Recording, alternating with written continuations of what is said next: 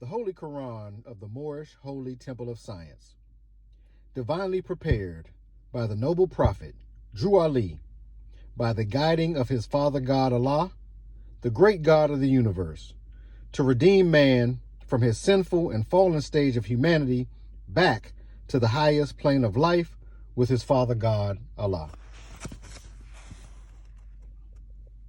Chapter 4.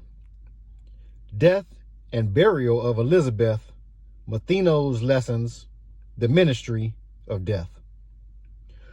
When John was 12 years old, his mother died, and neighbors laid her body in a tomb among her kindred in the Hebron burying ground and near Zachariah's tomb. And John was deeply grieved, he wept. Matheno said, "It is not well to weep because of death.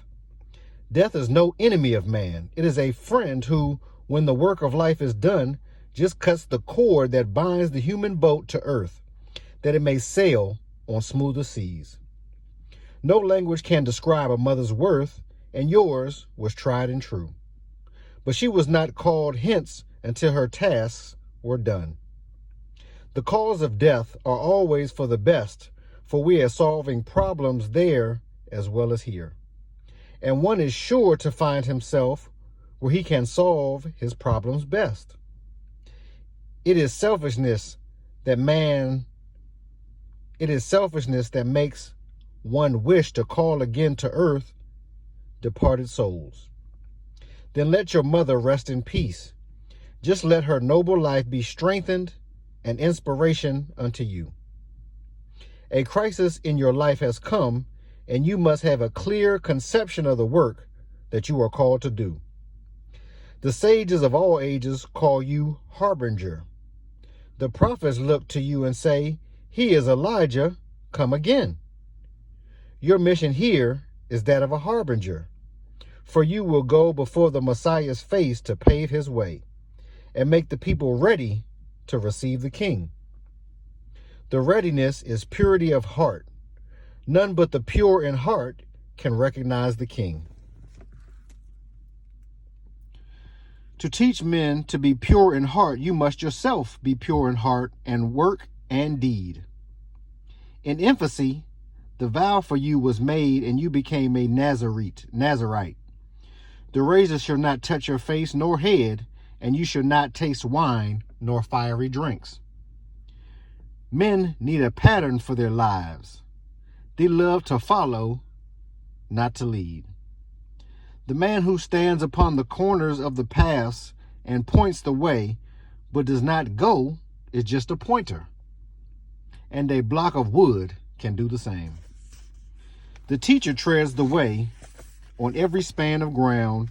He leaves his footprints clearly cut, which all can see and be assured that he, their master, went that way. Men comprehend the inner life by what they see and do.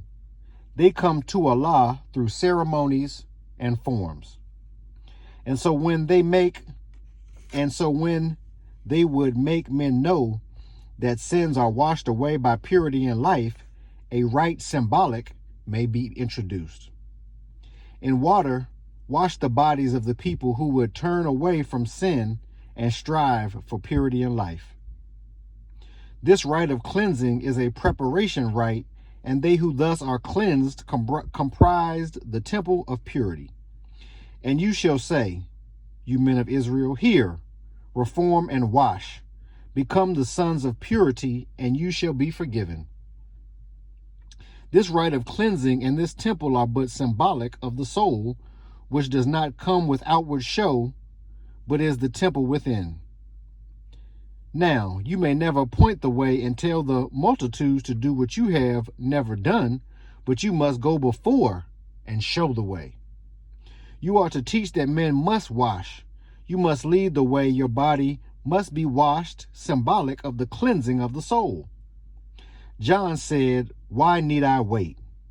May I not go at once and wash?" Matheno said, "'Tis well." And they went down to the Jordan ford and east of the Jericho, just where the host of Israel crossed. When first they entered Canaan, they tarried for a time. Matheno taught the harbinger, and he explained to him the inner meaning of the cleansing rite and how to wash himself and how to wash the multitude. And in the river Jordan, John was washed. Then they returned unto the wilderness. Now in Gedi's hills, Matheno's work was done, and he and John went down to Egypt.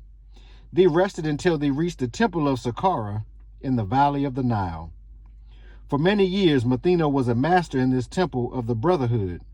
And when he told about the life of John and of his mission to the sons of men, the Hierophant with joy received the harbinger, and he was called Brother Nazarite. For 18 years, John lived and wrought within these temple gates, and here conquered self and became a mastermind and learned the duties of the harbinger. The Holy Koran of the Moorish Holy Temple of Science, divinely prepared by the noble prophet Drew Ali, by the guiding of his Father God Allah, the great God of the universe, to redeem man from his sinful and fallen stage of humanity back to the highest plane of life with his Father God Allah.